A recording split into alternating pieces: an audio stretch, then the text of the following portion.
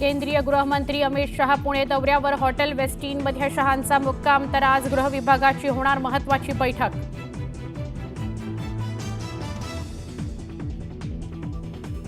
भाजपचे आमदार सुरेश धस घेणार संतोष देशमुखांच्या कुटुंबियांची भेट। अन्नत्याग आंदोलनाच्या पार्श्वभूमीवर ग्रामस्थांशीही साधणार संवाद।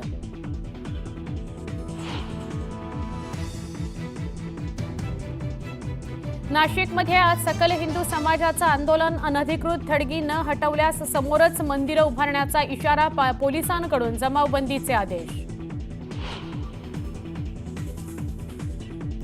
पार्किंग वाद प्रकरणात अभिनेता आदित्य पांचोलीला मोठा दिलासा। दिंडोशी सत्र न्यायालयानं शिक्षा कमी करून दिले नुकसान भरपाईचे आदेश।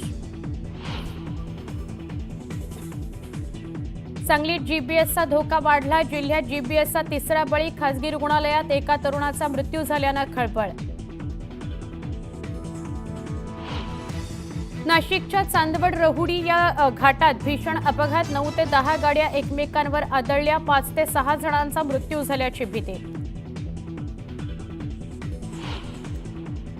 सिंधुदुर्गातील आंगणेवाडी जत्रेला आजपासून सुरुवात। देवीची विधिवत पूजा करून भरली ओटी तर दर्शनाकरता भाविकांची अलोट गर्दी।